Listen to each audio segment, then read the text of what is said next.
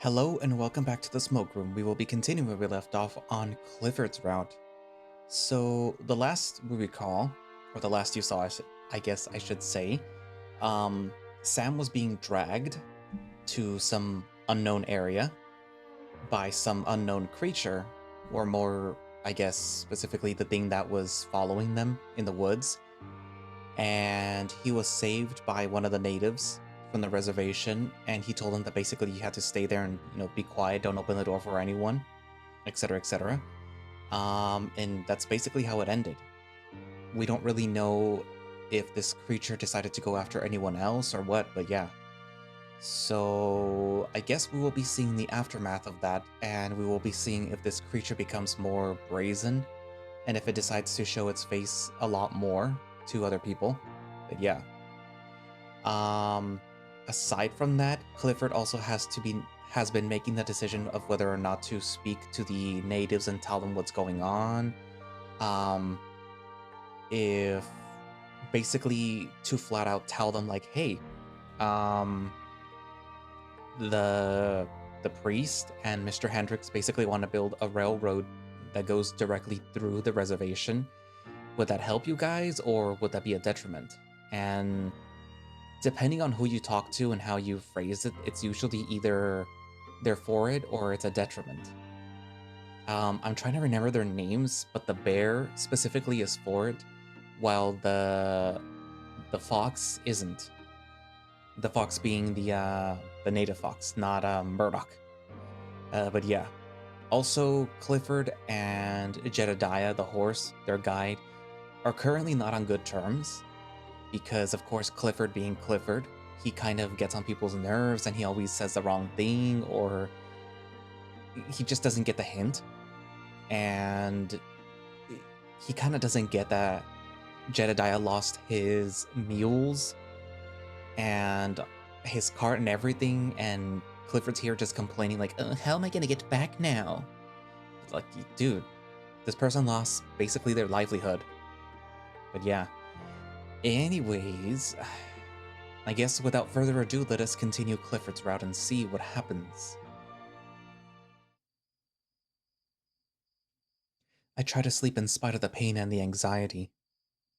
The bugs chirping outside sound uncomfortably close, like there ain't much separating us between stacked logs and flimsy glass. I try not to listen to anything, lest I hear something that I shouldn't. I hear soft snores coming from the fox on the chair. I'm impressed that he can sleep sitting up, but I guess that I shouldn't be surprised. He's still holding his gun. Now that I think about it, I thought that they would confiscate any weapons at the gate. Glad that they didn't, or I'd most likely be dead. I shuffle against the fur blanket on the couch and turn my head away from the window, trying to sleep again. I feel heavier. My eyelids droop and my chest heaves heavier. I sink deeper into the couch, thinking of one of Benton's piano pieces back at the hip to drown out the sound of the bugs and taps of wood against the glass. I exhale. I'm awake. And I feel hot, bubbling pain on my leg that fades quickly. When I look down, I see a welt on my foot that might be an insect bite. I'm worried that it could be venomous because I don't see what did it. But it's just itchy for now. I don't hear Sella snoring anymore. I probably woke him up when I shook the couch. Looking at the chair, I can see that he's sitting there. Trouble sleeping? I have to wait to let my eyes adjust to the dark. Yeah. Losing sleep is a terrible thing. Some people say that you never get it back after you lose it. I think that I can just barely make out the shape of his snout moving. Bits of your brain get strained and scrambled, and you just never get all of it back. You're not really helping me to get sleep. Who says that I want to? Maybe I just want to talk right now. I feel like that's surprising considering you rarely want to talk. I hear the chair creak as he adjusts himself in it. I can't see what he's doing, but he's moving around. You're a bit of a pervert, aren't you? What? I mean, you've seen plenty of things that you're not supposed to see. and put your hands and mouth in all sorts of places. His tone is stern. And you put your mind and body at the mercy of others, day after day. How's that any of your business? Because I'm all too familiar with that sort of person, Mr. Ayers. He's looking at me, and his eyes are open. But something's wrong. His eyes look like dark glass, but there's nothing much inside of them. Nothing much but small lights shining brightly, burning far, far away. I think for a second that it must be his reflection, but I remember the windows are closed. The longer that I look at him, the harder it is to make out anything else than the shine of his teeth and the glint of his eyes. Where am I? Whatever is shining must be coming from inside of him. What kind of stupid question is that? This is your house, ain't it? Somehow I know it's not his house. Because somehow I know that whatever I'm talking to ain't Sella. I want to play along without making any sudden moves, but this is a dream and I'll wake up soon. But he looks left and then right and then towards me again. I've never been here before. But I followed something, and now I am. Did you follow me? He or it hums softly. Perhaps not. There's already somebody following you. Will he speak? He lets out a one-note laugh. Too shy. Oh well. You, though. He nods his snout. I do know you, though. I've seen you plenty. Where? He tilts his head. Do you mean where and when? I don't suppose it matters. It's never fair what happens to us, though, is it? He laughs again. It's something that sounds like choking more than laughter. You tell me every time I meet you. I haven't met you before. Oh, I've met you. Unfair, unfair, unfair. That's your tune every time I meet you, isn't it? He takes something out of his pocket. I hear a flicking sound. It's a low light. I can see it swinging. You always have the gall to say it to me. In spite of your wealth of choices. And my lack of them. But you choose so poorly, so many times. Who are you? It doesn't matter. I'm tired of telling you. Why are you here? What do you want with me? I suppose you're still not very smart yet. I already told you. I'm not here for any reason I can tell you. That would, again, imply I had a choice. I'm just here to ride the wave. He closes the knife and looks at his hands. These look like my hands. But I know that they aren't. I haven't ever seen them before. For a moment he smiles. Maybe things will be different this time. He blinks with both of his eyes and the lights go out. Why are you awake? What? You should be sleeping. I thought I was. You're sitting up and staring at me in the dark like I'm a meal. We were talking. We were talking and you were asleep. I do not talk in my sleep. Yiska or Avery would have told me. Hey. I hear a growl in my own voice. I ain't making shit up. I'm sure that you don't think you are. You're injured and lack restful sleep. Close your eyes and do not speak any more of this until the morning, if you want to stay here. I bite my lip. His home, his rules. I'm more than used to that concept. I try closing my eyes a few times, and I feel myself slipping away.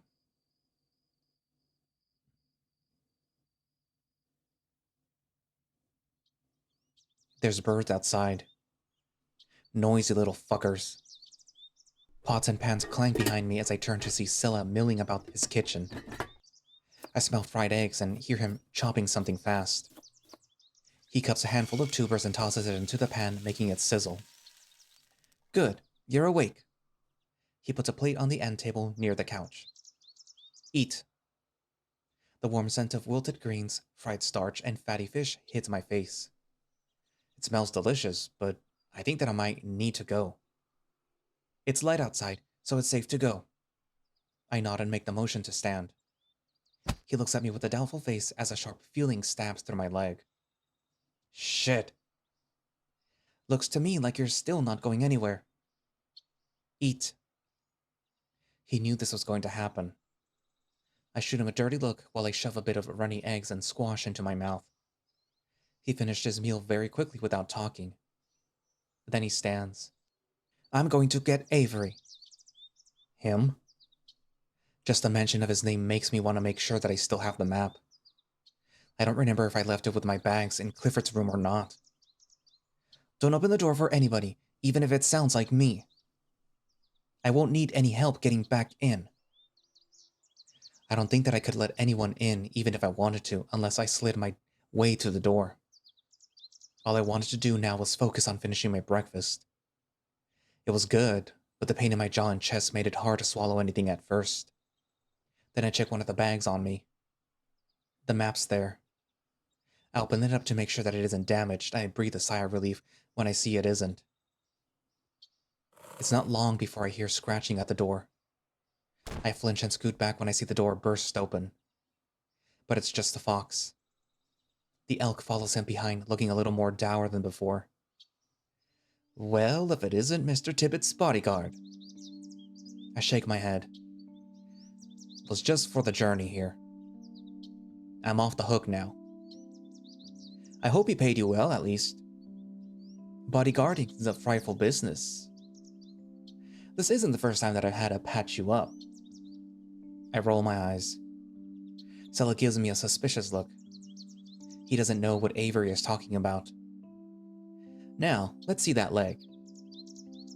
He pulls up my pants legs and I place it on the table. Avery's eyes widen a little. Well, I don't think it's broken, but that's definitely sprained. I have some cloth that I can bind it with. Thanks, Doc. I'm sorry to say that I did bury a crutch in my bag. He shakes as he laughs at his own joke. Thanks, Doc. A good sturdy walking stick will do just fine if you don't want somebody in town to whittle you something. If it doesn't look better in a week or two, you might need a closer look. You could probably visit a real physician and get their opinions. But I bet that they'll just charge you a pretty penny to say, keep it wrapped and don't put pressure on it. Though something like that is mostly common sense. He gets out gauze and a pin from his bag and starts dressing my foot firmly, but not too tight. Scylla retreats to the kitchen, cleaning pots and scraping waste into the fire. He looks and sounds a bit more cheerful than when he first came in. So, what have you been doing around the settlement yesterday? He grunts. Let's not talk about such things in Yiska's house. He stops as his eyes linger over my chest. Wow. Looks like you had a lot more excitement than me. There's a lot of small cuts that I'm seeing too. And larger bruises. He talks to Scylla in the Macedo language. Scylla shakes his head before responding with what sounds like only a few words. So it was only the two of you together last night?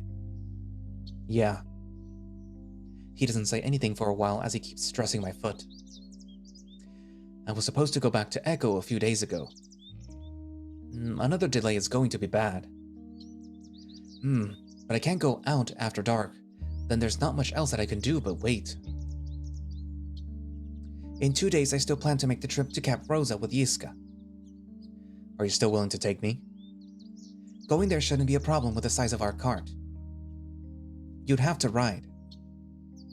I don't think that you can keep up with us on foot. And it won't be comfortable, but it will definitely be possible. The back of the cart it is then. You just can't come back with us since our cart won't be empty. Trust me, that ain't a problem. Regardless, it's something to think about for later. As for right now, let's go pick out a walking stick. Scylla and Avery talk to each other as Avery rises, giving me his arm to help me lean on him and stand. We all exit the cabin and Scylla locks the door behind us. Scylla walks off in one direction without another word to me. Where's he off to so fast? He's meeting with Yiska near the apiary. The what? It's a bee farm. Honey gets gathered there. I want to express gratitude for what he did for me last night. But what happened after that still unnerves me. Your stoat friend will be there too. The reverend is letting him in. How do you know that?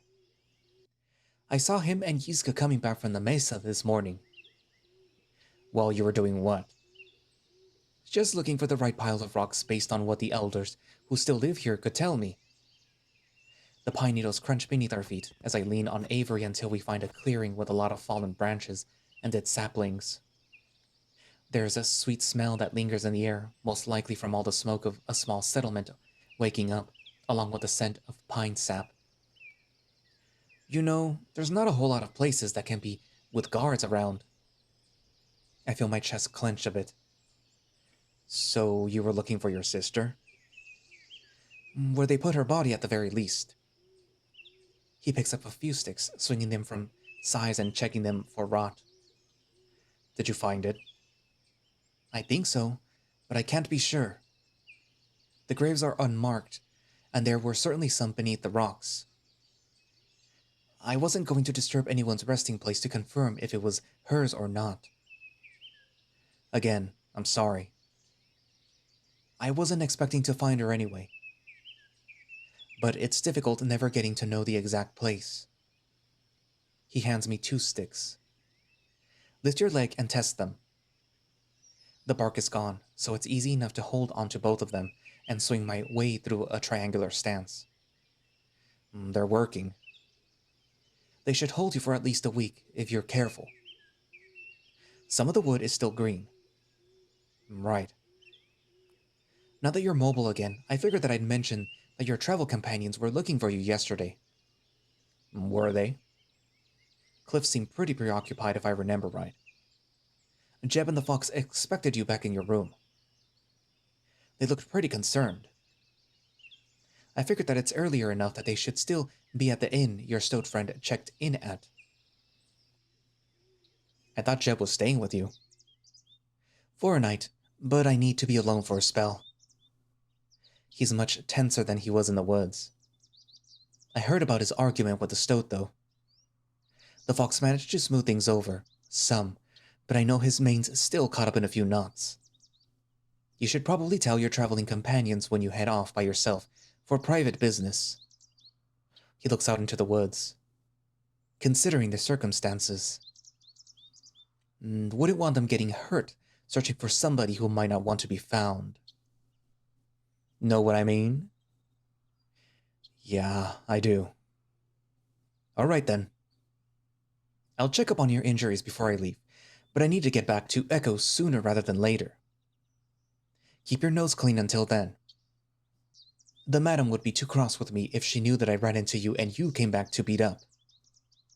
You ain't responsible for me. And I can't let you know that I don't intend to go back to Echo. Don't waste any more time looking for me if I can't be found.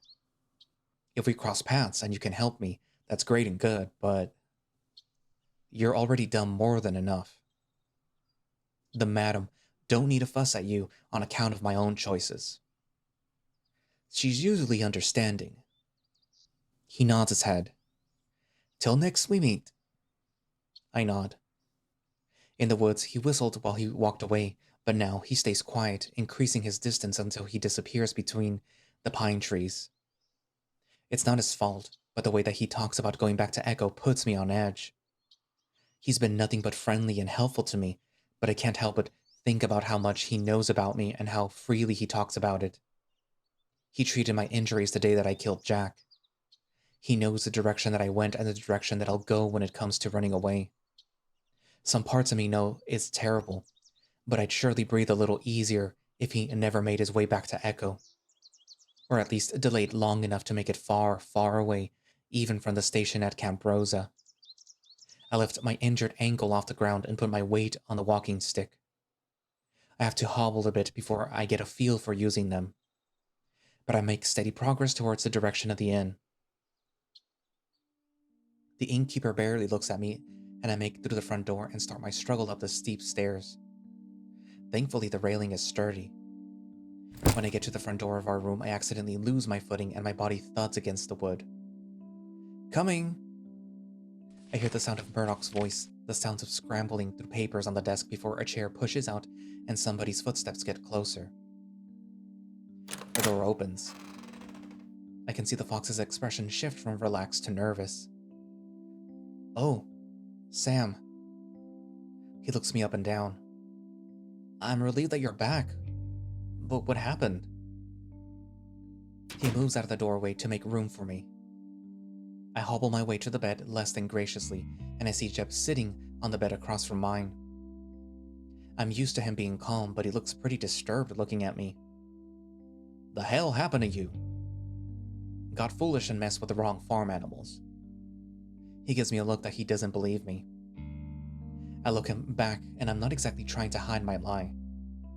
More that I'm not going to talk about it. Why exactly are you asking anyway? I thought you left.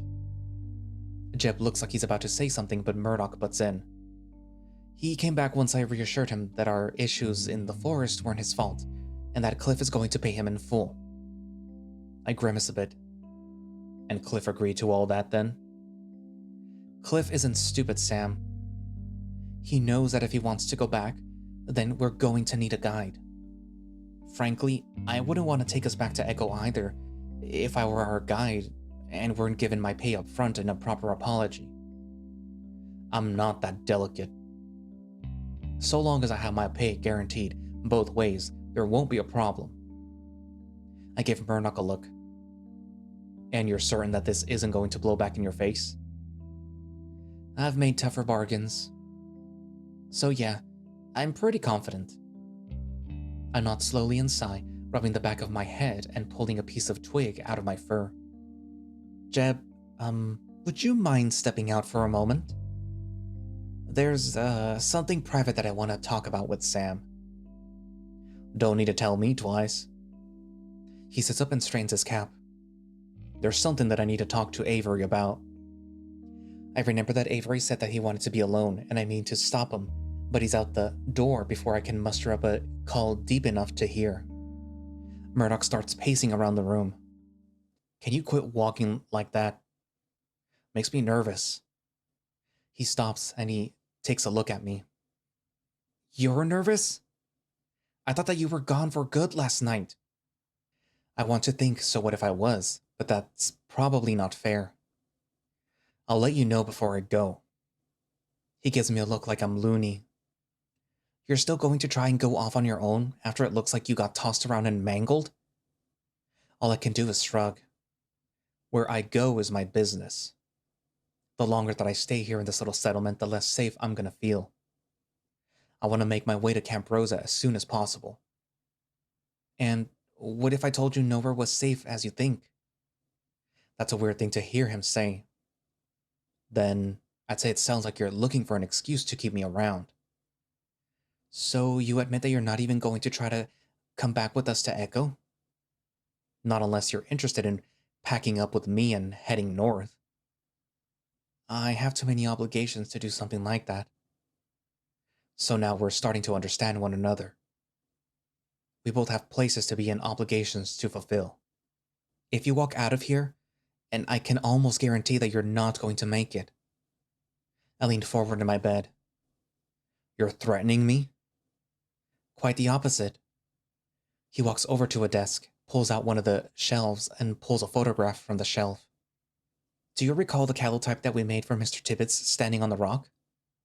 That feels like forever ago after what we've been through. Sort of.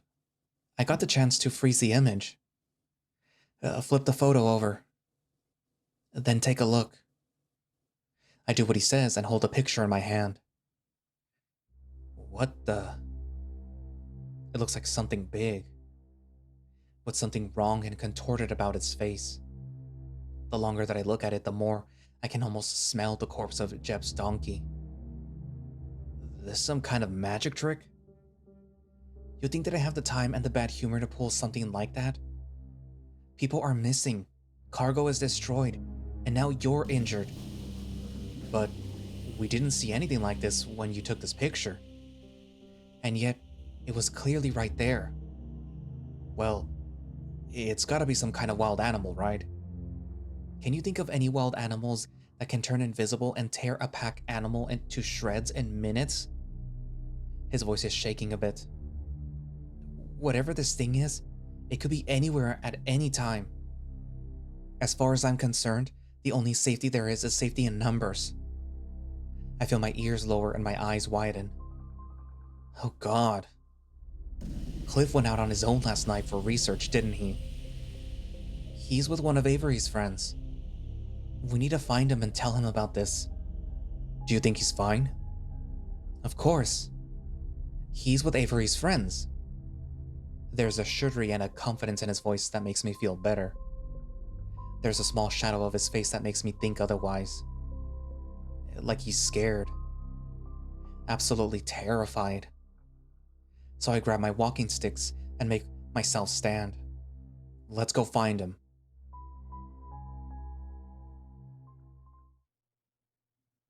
Through all of my long nights and all of my bitter travels, it wasn't until last night that I thought, my God, maybe this really was all worth it. I saw families gathering on the mesa. The beatific joy and the good-natured laughter, and the colors borrowed from the good earth itself were not something my godfather, not all the scholars of Europa could begin to dream of. I know that I am stronger in their midst, but after just one night, I do not feel this way. I dare not share it. The big humble bear smiled at me as we walked. Did you sleep well, Mr. Tibbets? His accent is quite thick, but his grammar is wonderful so that I can still understand what he says. I assume that he must think the same, considering Albion isn't my first language either. Oh, better than ages, really. On rocks and furs? I would have thought that you'd prefer a softer Western-style bed, like the inn. I put my paws on my hips. Now, I know that I might look precious, but I can assure you that I am used to roughing it just as much, if not more, than some of my companions. I found out last night that his role in this community was far more important than I initially knew, leading the first night of one of the chants. I am just thankful that you're willing to accompany me through the settlement and help me get my bearings. That chant will go on until another night, so I do not think that we will find many others in the village to talk to. Another night? I've heard of such practices before, but it's a bit different to think about when you've just spent most of the previous day participating in one. Yes. And that's one of the shorter chants. Sometimes they're longer. What's the longest one that you can remember? He pauses. 7 days? That's so long. He chuckles. Sometimes there is a lot to cover. I stop walking, turn to him, and give him a quick bow. Making you leave a chant early on my accord, would leave a stain on my conscience. If my presence has intruded upon or interrupted your way of life in any way, I have to humbly apologize. The bear smiled and scratched the back of his head. That sort of chant is one that we do whenever we feel a need for it. There will be others like it. And you know, we've had anthropologists visiting us for decades. Some stay for much longer than a mere week, at least since the Treaty of 1868. Sometimes we get so used to them living in the community and asking questions, they, as a joke, become considered a part of the family.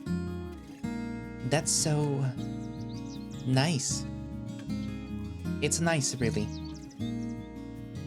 I don't necessarily mean that it's ideal for everybody. Oh, of course. Just more so that it is a peculiarity that we've had to get used to. Anthropologists like you have aided missionaries and group effort to translate and record our language and our beliefs. But that doesn't mean that they are respected or valued more than as a curiosity. I see. Are there words that haven't been translated yet? Yes. Especially ones that they already have words for. But we have our own names for wildlife and flowers. There are customs that we do not feel comfortable sharing to. I point to a nearby oak tree that's sitting next to the church. Could I hear your name for that? The bear smiles and clears his throat. I think that I hear him say something along the lines of Alona, but I can't be certain. Quite the odd couple you make. Cadwell is standing outside of the church. You're late again. I take a look at my pocket watch. Only 15 minutes. The reverend rolls his eyes. Consistent, at least. 15 minutes may be nothing to you, but the children are on a schedule. And given the nature of your thesis centers on work, I thought that it would be pertinent to show you how the sustainability of the settlement starts with school. He beckons us down the hallway leading to the chapel. It's empty right now, and he leads us through a corridor on the left side of the crucifix-shaped building. It leads to a long room furnished modestly. Several dozen boys and girls dressed in white shirts and black pants are looking over Bible scripture, copying specific passages onto brown paper with quills and ink. It doesn't look that different from my schooling experience, aside from the fact that everybody is much more well-behaved. But what strikes me as odd is the quiet. Back in my school days, there would be whispers and giggles between compatriots in even the quietest of study halls on occasion. But here in this room is only filled with the sound of scratches on paper and the bubbling of ink. Heating and guaranteed lunch and morning meals that they would have often otherwise missed are provided. Access to books and writing tools are also ensured. He turns to me and suddenly his robes flutter with a sharp turn. Do you have questions or concerns so far? None, really. Based on every story about his sister, I expected to see starvation conditions, illnesses and injuries, or devices of misconduct. But everything here looks incredibly ordinary. I could easily see myself attending a school not unlike this in Batavia had my parents been poor. Cadwell makes a gesture with his wings for the two of us to follow him still. Well, every child must learn to read and write. Few pursue scholarly paths in isolation. It is crucial to train students to work with their hands just as well as their minds. As he opens a door to the outside, we feel a wave of heat enter the building. But we continue upon a field with bright green grass, and the sky is crystal blue. Goodness gracious, it is difficult to conceal my excitement. There are wildflowers and fruit trees of many varieties placed perfectly into snug raised beds. A low drone comes from the boxes and boxes of honeybees, aligned in rows like soldiers. I can make them out even from far away, and I can see them flit to and fro like fairies with iridescent wings, wiggling their fuzzy bodies free from pollen as a pixie would stardust. These could be considered the forebearers of self-sufficient civilizations. Without them, the flowers wouldn't breed. Without them, the fruits wouldn't grow. They live in harmony, communicating with one another to serve their queen, bringing life to and to treasure all of God's creatures. There is no nobler creature than the humble honeybee. One is still wiggling its butt. Yiska, can you show how they are tended? Oh, truly? He was one of my best students. That is why he still tends to the bees and is granted privileges here and there for his ongoing toils past graduation. They are appreciated, Reverend. Though you do have your helpers, don't you? Kids, just like me.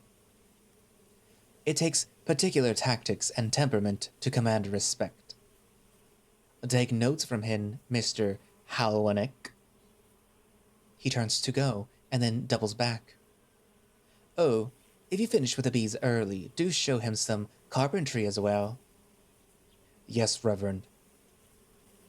The bear exhales when Cadwell is gone. I take it you've never collected honey before? I should say not. Why, I'd never forgive myself if I crushed them by accident or made a mess of all the precious honeycombs. Besides, stingers hurt. We have ways to protect you from that. Here, come to the shed. We tromp over to a whitewashed shed with a padlock. Yiska unlocks it and lifts a heavy latch from several bars. It's very secure for a shed. Inside, there's hats with nets tied to a brim and thick, hardy gloves made of reinforced canvas. There's an entire suit made of material, too. You can try the bee suit on if you need full protection. Hardly necessary. If my paws and peepers are covered, that's more than ample protection for me. Grab the hat and gloves then. You don't need to put them on yet. Right. Yiska pulls something off of a barrel, and it looks like a metal can with billows attached to behind it, that has a long metal tip that's stoppered with a cork. What kind of contraption is that? It's a smoker. He takes the lid off and shows me a hollow well inside of the metal can. We start a flame with the cardboard and pine needles that burn inside, and we can puff out the smoke using the spout and the billows. Why do you need to make smoke? It makes the bees docile. He pulls a piece of cardboard off the shelf and rolls it into a little band. Then he takes a lighter from his pocket, ignites it, and puts it into the smoker. We leave the shed, locking it behind as the bear leans over to scoop pine needles off the ground, stuffing it into the smoker. He takes a while to do this, stuffing more pine needles in than I had thought possible. But eventually he closes the top and squeezes the billows a few times to show me puffs of concentrated smoke emit in a direction out of the spout. Now you want to put the netting on. Righto. The bear squeezes the billows and aims the nozzle of the opening of the box where the bees are climbing out. Thick puffs of smoke shoot their way into the boxes, and the droning gets louder. I thought that you said that they're supposed to calm down. Give them 5 minutes. I look into the distance. I see a younger squirrel in a school uniform nailing planks together. An older male dog monitors her. The shape of it reminds me of flower beds around us. I have to resist asking to get involved. While we wait, is it true what the reverend said? That the kids like you? The bear blinks. They can see that I'm strong, and can do some things that they can't yet. That often impresses children. Right, but he said that they like you. Do they tell you much about their experiences in school? Not more than I already know. So what do you know? Rewards come if you behave. Consequences come if you do not. Consequences? Like what? Weren't you punished in school when you didn't obey your teachers? I've had my paw slapped by a ruler more times than I would like to count. He nods. I am treated well when kept to myself, and when I listen. I see. He wipes his brow. The bees should be calm by now. He steps over to lift the box. The bees are all jittering, moving slower than they were before. He pulls out a wooden sheath that's covered on one side by dowry-looking bees and a thick golden hive-like pattern of hexagons. Oh, that's beautiful. The honey here has a distinct smell too. It smelled shyly of honeysuckle, but there was a strong melon scent of segura flowers within. Beautiful. As the Reverend said, that's just the miracle of bees. He scrapes off a nugget of waxy honeycomb and holds it out to my paws. Try it. I pick it off of his tool and plop it into my mouth. The crunch is followed by a bright floral taste, and it melts in my mouth. I can't help but lick it off of my fingers, which makes the bear start laughing. What? It's good. I just picked you as a more delicate eater. Not when I am ravenous. I forget that we didn't even eat breakfast and my stomach rumbles. The honey should hold me over for now. A sudden draft blows in and it blows soft ripples over the grass. The trees rustle as I feel the cool air against my skin and smell the honey hovering over me. Hmm. I kind of know that there's already something going on. I mean, we all know something's going on. Of course, a school like that would seem normal to me. I've never known much different. But it's different for people who live under the thumb of this country.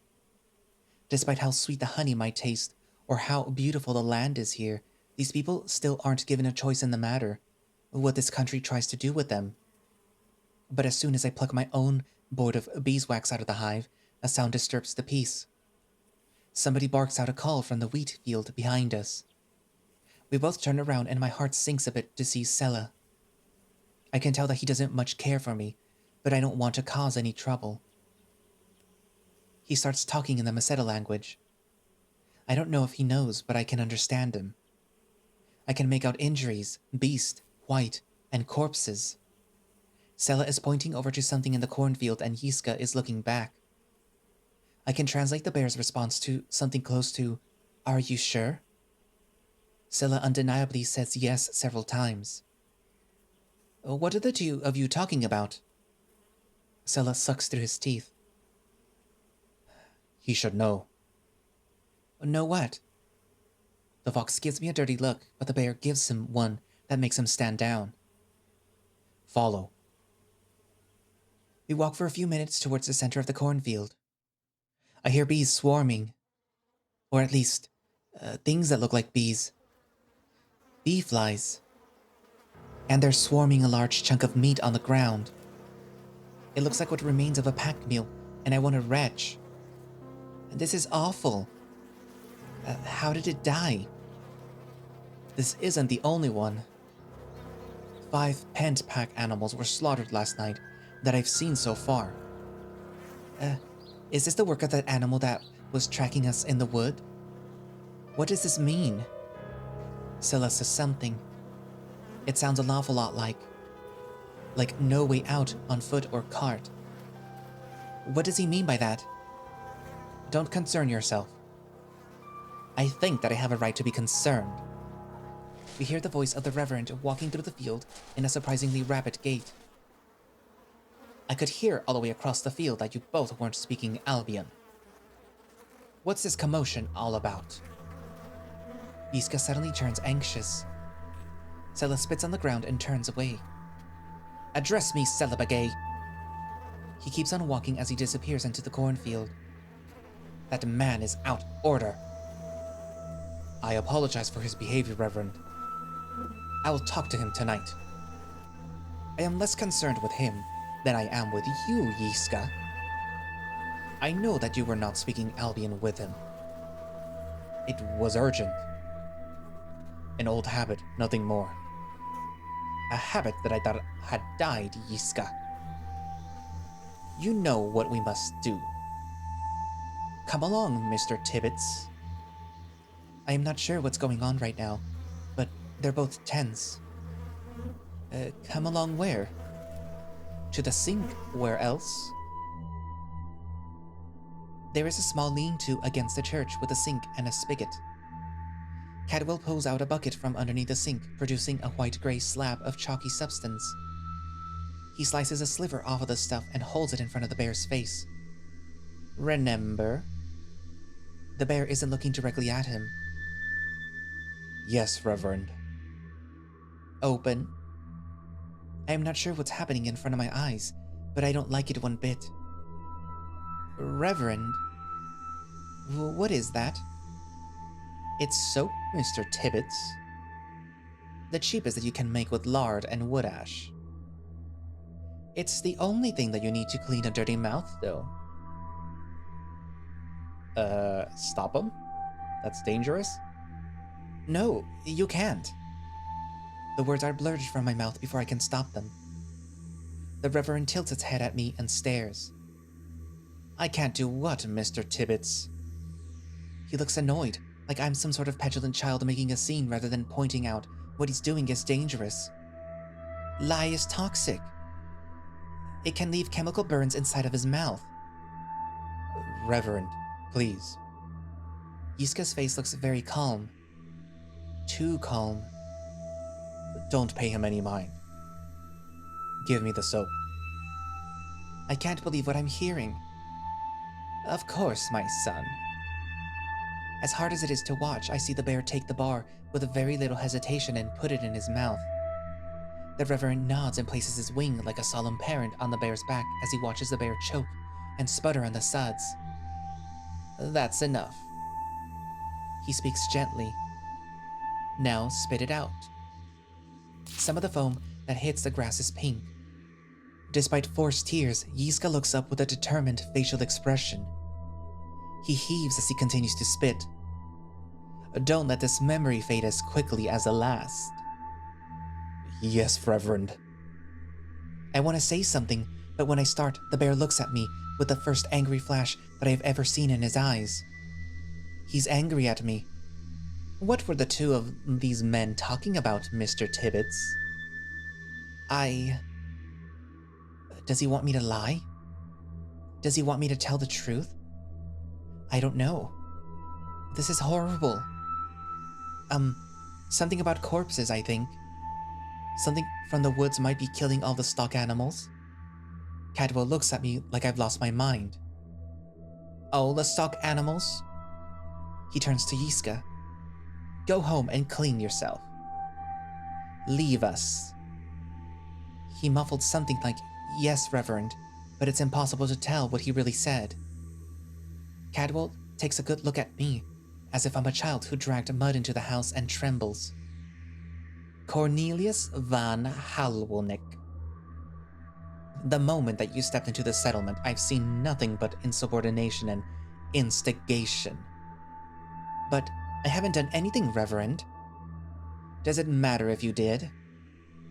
It's certainly somebody that you brought along. Just made a loyal man clean his mouth until it bled for the first time in 15 years. These are extraordinary circumstances in the most nefarious sense. He grabbed me by the shoulder and dragged me to the whitewashed shack. He unlatched the locks and threw me in. And remove the church property that you're wearing at once. Sir, this is a gross overreaction to any sort of offense that I could have afflicted with you. Address your quarrels with me at once, or I'll be reporting this to either my father or Mr. Hendricks.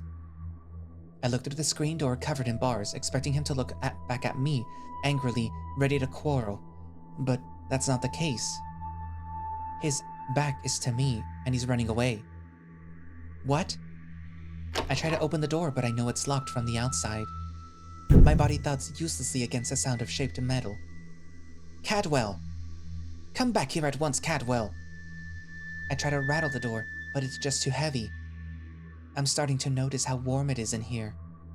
I'm sweating and I try not to panic about how I haven't drank any water in hours. I'm banging again, hoping to see the man or the young girl who was out in the lawn. But I hear nobody. My arms and the back of my neck are already wet. I feel a little dizzy now, but I try not to panic. Most of the things here are shovels, pots, and protective clothing. I can see that there's something behind this counter. A hand shovel. I look at the floor and sigh in relief. Dirt. I should be able to dig myself out. But I have to be careful not to waste energy or moisture. I look outside again for anybody. Help! Help me! I'm stuck in a shack. Nobody still. So, that's it then. I'm going to have to dig. I wipe my brow and look for the clearest space against a wall that I can find. The first scoop of earth is very warm and very dry and kicks up a cloud of dust. I have to turn my head not to inhale any. Below that, I'm happy to feel a cooler layer. It's not as tough to move as I thought that it would be, but there is a lot of it. I think I see where the wall of the shack ends and the beginning of the earth starts. Then I see concrete blocks. My heart sinks knowing that I have to dig deeper. But there's no time to waste. I can't tell how long I do this for. The lighting outside has changed and I still hear nobody. I stand up to check for people ever so often. Nobody comes on the lawn. Cadwell must have instructed them not to.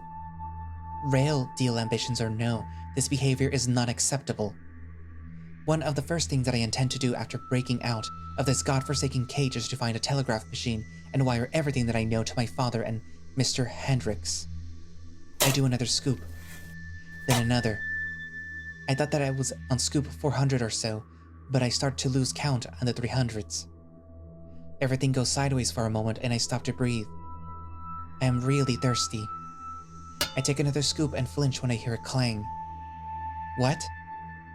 I dig as quickly as I can with both hands. No. There is a mixture of rock and concrete below. I can't get out. The dirt was poured on top of rocks and concrete. What is the purpose of this?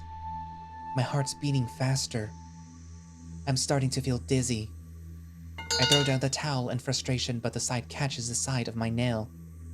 It's an awful noise coming out of me, and I start to bleed a little.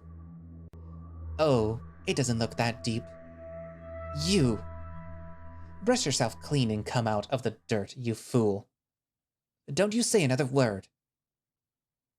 Don't say anything until you unlock this door. Relax. He jiggles the keys in front of me. I'll let you out after you answer some of my questions. What questions? Like, who among your party would have the strength to cleave the head off of a pack mule with a slicing weapon in one blow? I freeze. You couldn't possibly be blaming me for that. He looks me up and down and then scoffs. Certainly not you directly. But what about the mountain lion? He might be big enough. Sam?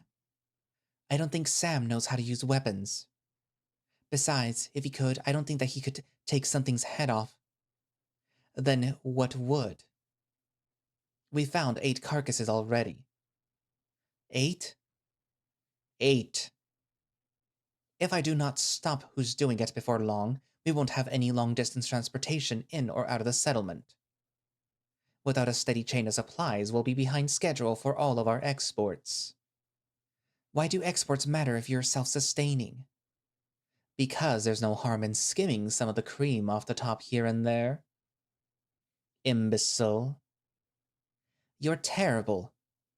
No. I simply live in the real world. Your father mentioned that you don't, and I see what he means. My father? What do you mean? He said that you're a little funny. Perhaps not formed quite right. Can't be trusted to make necessary choices for your own good, or for your family. No, he didn't. It was a bit harsh for me when I first heard it. I thought to myself, certainly all of God's creations are made as he intended. But it seems as though you're hell-bent on establishing something other than what God made you. What on earth is this Clifford Tibbetts nonsense? Who told you about that? I didn't share that with him. Who hasn't? Don't you know that people talk? Do you really think that the conversations you air out with other people are sealed into small boxes that only you can open with the right key? He laughs. I'm trying not to cry. Do you really think that becoming a different man is as simple as putting on makeup and wearing your father's belt? I can read your entire story just by your walk, your gait, your tone, your letters, and the impressions that men of character have sent to me in private. People have been talking terribly about you for a long time, before I ever met you. I can see now, right before me, that they are exonerated in their honesty. Who's been talking? My father? My mentor? My traveling companions? My employer? Is it all of them? I see before me an emotional, impulsive, gormless thing playing as a man, but stuck as something like a child. A, a thing. A thing that's neither man nor child nor anything that I would want near God's children, not as creations. Why are you being so cruel? The more I talk, the more I hear my voice struggling to get any noises out. My tongue is parched and my throat is sore. I am so dizzy now from the sickness and this unbearable weight that I feel in my body that I can't see straight. He shakes his head. At this point, nothing you say can convince me that you are worthy of his partnership. I am afraid that there won't be any deal between you or me. Your reputation wasn't solid to begin with, Mr. Van Halwenick, and everywhere you go, it seems to crumble just a little bit beneath your feet. Now, you have brought your misfortunes to me and my people. I'll let you out of here, but I want you gone from this place first thing in the morning. He pulls a key from his pocket. And I'll be telling. I hear a giant thud, like a tree trunk falling. Cadwell screams. Get away! I said get away! I can't see what's going on, but I hear a tearing noise. For some reason, I start to hear the bees again. Or at least, something that sounds similar to bees. Cadwell screams more. I can see through the slate in the bars that he's on the ground. His wing is bent the wrong way, and his breathing is raspy. God help me! His voice is different. It sounds wrong, like he's inhaling while he speaks. I reposition myself to look outside. I don't see anything, but I hear breathing. Soft, slow breathing. I want to back away from the door, but I don't want to make any noise. I know whatever is out there is strong. It could rip the door open. It might even already know that I am here, and it's just waiting to rip off the door. I don't know how long I stand there, listening to Cadwell cry out in pain, or listening for breathing sounds that I can't tell if I'm hearing or imagining anymore.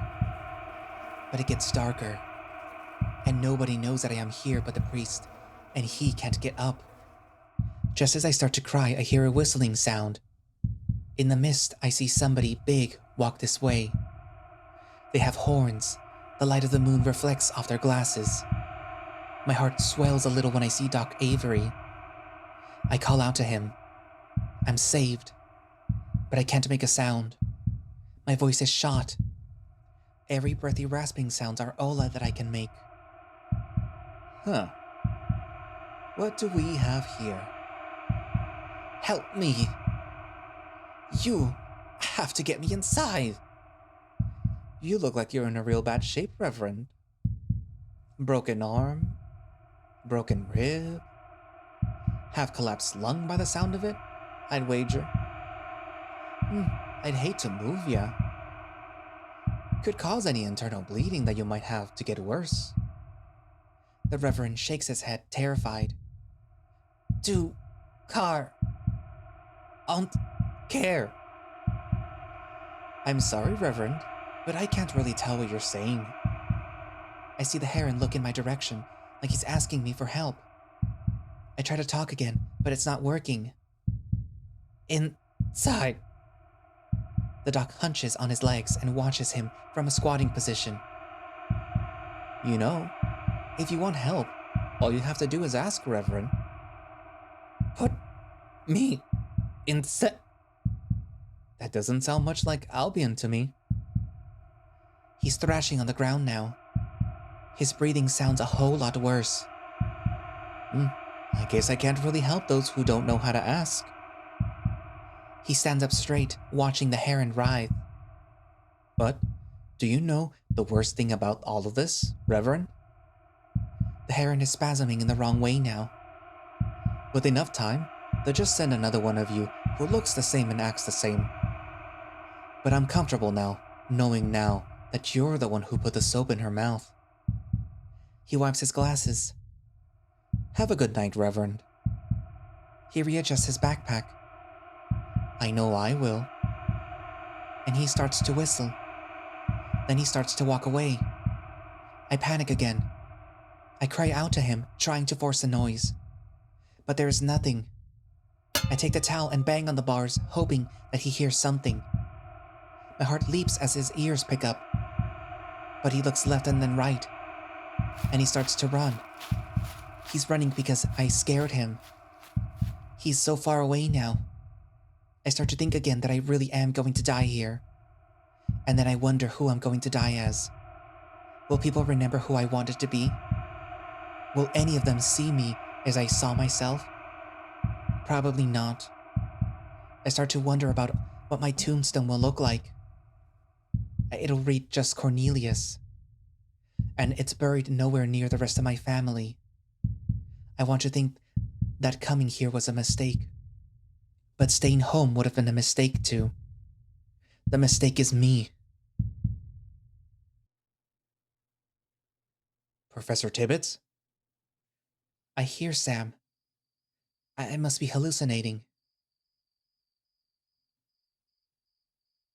Why are you beating the door with a shovel? We were looking for you all day. Sam, there are stains on the ground over here. I don't care about that right now. We found Professor Tibbets. He sort of smells, though. What are you doing in there? I try to speak again, but it hurts. I was locked. Why do you sound like that? Sam, there's a scrap of cloth over there, and it looks like a clergyman's robe. I think it must have belonged to the priest. You sure? It has to be. Do you think something must have happened to him? Like the other animals the guards keep finding? He was old, right? But something must have happened to him if this is on the ground. That's too bad. I didn't know him. I start beating the door with a shovel to get his attention. Whoa there, partner. Come on down. We can figure out a way to get you out. I try to shout key. I think his lips are saying key. And there's keys on the ring over there in the dirt. I beat the door desperately, again. Murdoch steps in close and winces. Oh God, he looks dehydrated. He fumbles with the keys, and within moments I hear the heavy latch lift. I stumble out and Sam catches me. Something's wrong with him. We need to get him back to the hotel as soon as possible. Sam flips me onto his shoulder, but something is off. He's holding onto two sticks, and he's only using one of his legs. Murdoch is offering him his arm as a support, and we're walking like contestants in a race where one is tied to the other's ankle. Easy enough. He's lighter than his luggage. I bury my face in his chest and feel myself floating. I hear brushes in the distance. The wind. The chirps of the crickets. And then it all gets muffled again. I feel somebody pouring something down my throat. It hurts at first, but once I start drinking, I'm desperate for more. Slow down or else you'll chip the mug. I sit up in bed. A damp rag falls off my head and some of the water in the mug spills on my chest. Murdoch is stirring something into a large barrel and Sam gives me a wilding look, holding the mug of water that's just lost some of its contents. What's going on? I'm thankful that my voice is back. We're drawing you a bath. Because you stink. I want to say that there's no time to bathe. Because Cadwell's dead, and there's no telling who else could be next. I try to protest as Sam lifts me under my arms, shakes his head, and whistles as Murdoch forms suds in a rag and places a piece of the nice soap with the oats in it from his family store. Is this necessary? If we don't want the whole room to smell like weasel. Ain't any mint perfume gonna cover that up. We need purifying soap. Unhand me. You could have died from the heat exposure today, Cliff. Just let us do something nice for you.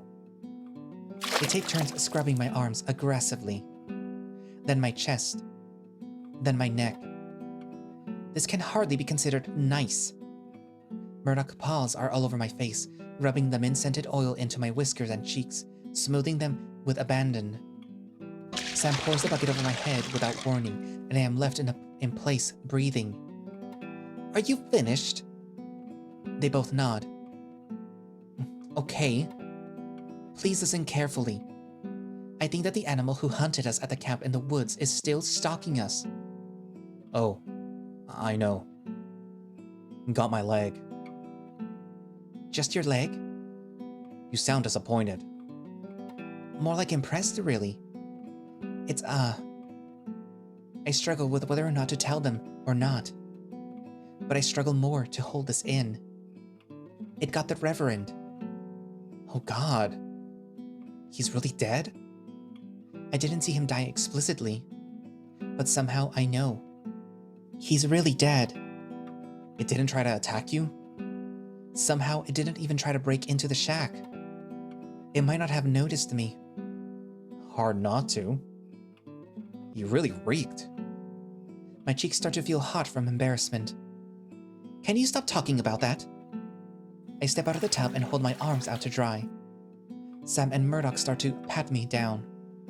I growl to get them to step back, but they start to laugh. That's what it sounds like when a stoat growls. Sam, be nice. I can hear that he's on the verge of cracking up too. I thought that he found a helium tank to suck on. I want to scream at them. Let me dress myself. They both step back. I'm irritated that they bow. By the time that I manage to slip into my pants, we hear a knock on the door. Hello? Just a moment. I slip into my shirt as quickly as possible. I'm gonna let him in now. My tie isn't even on. Impatiently, the fox pulls the door open. Jeb shuffles in and then stops. He looks from the blisters on my hand to the wrap on Sam's foot. How are y'all getting more injured in the settlement than the journey? Well, that was a rhetorical question. Anyways, I just wanted to bring the news as fast as I heard it. Some of the natives are saying that they got the beast that was hunting us on the road. The thing that was following us? Yup. Turns out that it was just a wild hog. A big, old territorial hog. And how do you know that? Jeb sends me a look. 'Cause they found it goring the reverend on the road last night, the same way that it was getting all the other animals. As soon as he says that, I feel the blood drain from my face. I want to see it. You sure about that? You might be a bit sensitive for carnage like that done to a person. No, I am quite sure. Show me. Murdoch grabs his camera. I want to be sure too. The only one who isn't moving much is Sam. I'll catch up with y'all. I just want to manage some things. It don't take too long. We won't be going far down the road. I wait until the other two leave the room and then walk up to Sam. I bend down to sneak him a kiss. He looks surprised. What was that for? It's just my way of saying thank you. More than ever. He scratches the back of his head bashfully and shoos me away with his paw. Go on and get. Like I said, I just need some time. I won't be long. I nod, blushing, and open the door, not much feeling the blisters on my hands right now.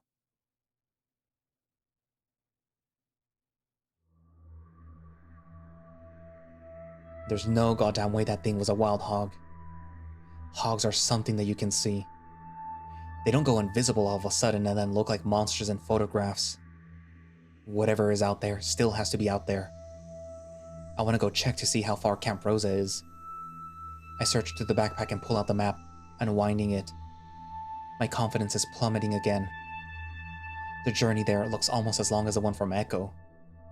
But if it's farther away, maybe that means it's safer. I roll it up again and put it back.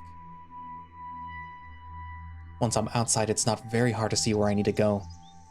I follow the group of people arranged in a small circle in the middle of the road. What's ahead is one of the strangest sights that I've ever seen on my journey yet. The bear, Yiska, is sitting on top of what I first thought was an old sequoia tree stump, but the closer I look, the bark becomes hairy and skin. He's chatting with the others in the Meseta language, although it sounds like he has a slight lisp he hasn't had before, as if he had a tongue injury. He's holding onto a spear in his left hand that punctured beneath the jaw of the great pig, and Stella is sitting next to him, comfortable. There is also a tablecloth soaked in red over a patch which I assume to be the reverend. I'm starting to wonder whether or not what we had to run in the forest really was just a big old pissed off hog. As Cliff suspected, maybe we were hallucinating due to natural gases. As I thought about this, I noticed something strange. I don't see any guards around, just our travel group and the Meseta townsfolk. But before I can react to this, something else sneaks up on me. It's the sound of a car, and it's pulling up behind me. As I turn around to look, it stops and two people come out of the car. The first I can recognize immediately. It's James Hendricks. But the other I can't make out, until I hear him. Now, just what the hell is going on exactly? Will walks up to the group, but then stops in his tracks when he sees me. And just what the hell are you doing here? To be continued. Well, you thought you would escape Will.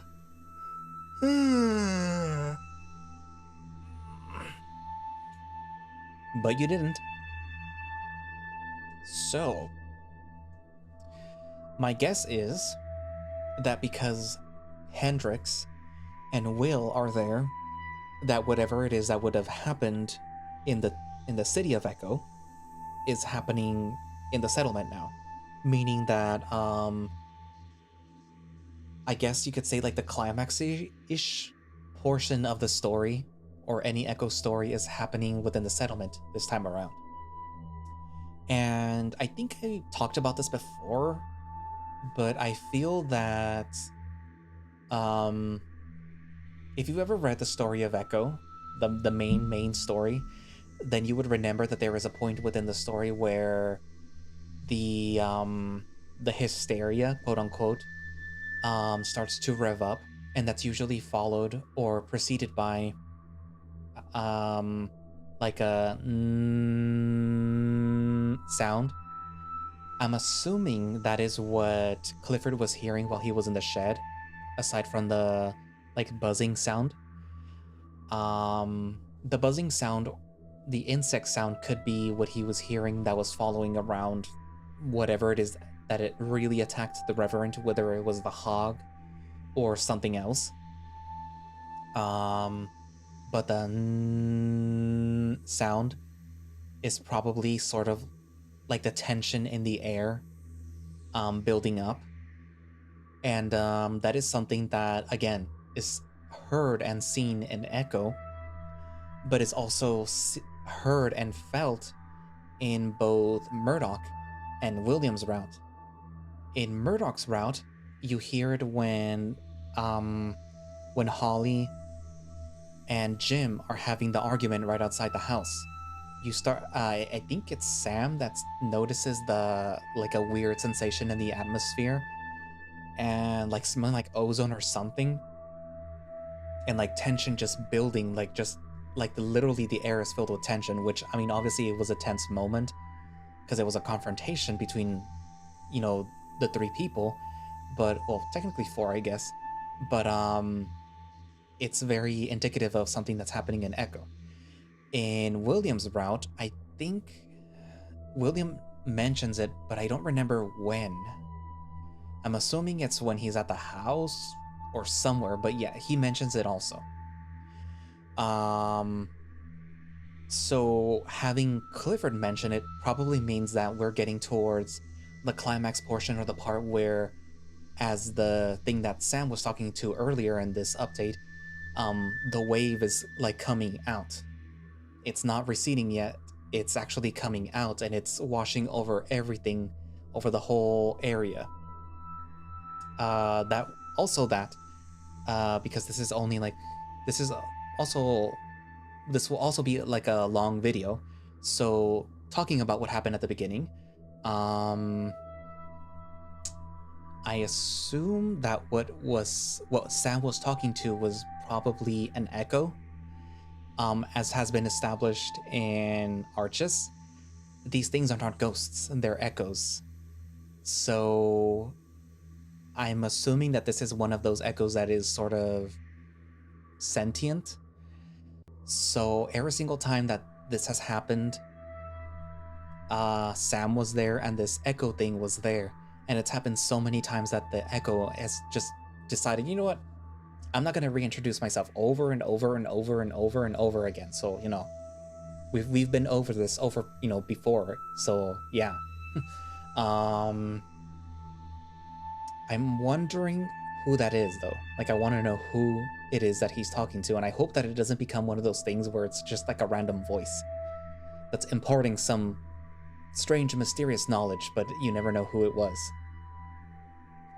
What else? Write down in the comments who you think it is right now. Um Unless it's actually Sam. Hmm.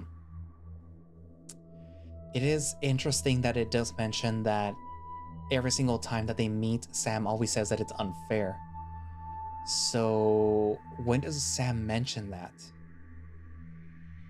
For some reason, I keep thinking about the beginning of the story where Sam is attacked by Jack, and I'm wondering if he mentions that it's unfair.